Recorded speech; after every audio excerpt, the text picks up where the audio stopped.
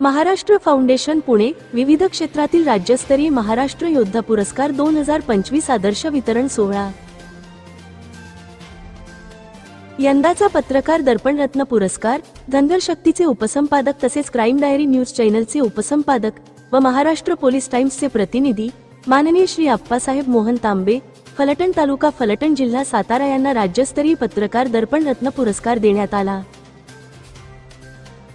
यावेळी या कार्यक्रमास प्रमुख पाहुणे व इतर क्षेत्रातील अधिकारी माननीय श्री जयसिंग तात्या शेंडगे, ज्येष्ठ नेते तथा अध्यक्ष धनगर साहित्य परिषद महाराष्ट्र माननीय श्री बाळासाहेब किसवे, VJNT प्रदेशाध्यक्ष शिवसेना तथा शेळी मेंढी विकास महामंडळ राज्यमंत्री मदन जी रेनगडी, शिवसेना जिल्हा प्रमुख, इतर जिल्ह्यातील SP, DYSP इतर क्षेत्रातील अधिकारी यावेळी हजर होते।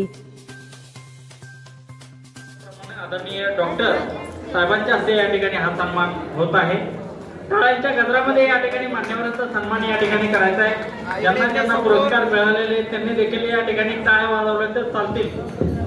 सर समोर इकडे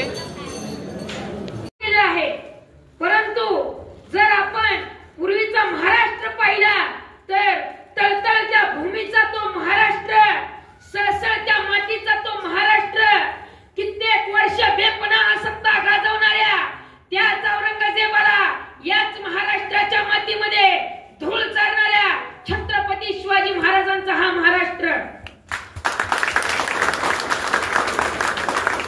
बांधवांनो, आज अनेक जण म्हणतात, अनेक तरुण म्हणतात तुझ्या घरात घुसून मारीन।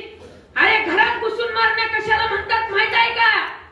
दिनांक 14 एप्रिल 1663 रोजी 1.25 लाख फौजेच्या मधोमध मुठभर जिगरबाज जिवलग माळे घेऊन शिवराय लाल महालात घुसले आणि शाहीस्ते खानाची बोटे छेडून एकही सैनिक न गमावता जास्तीत जास्त सैन्यांचा कमीत कमी सैन्याने केलेला जगातील एकमेव पराभव, हो पूर्ण पराभव। आज बोटे गेली, उद्या मुंडका जाईल या भीतीने अक्षरशः शाहिस्ते खान पुण्यातून पळाला, याला म्हणतात घुसून मारणं।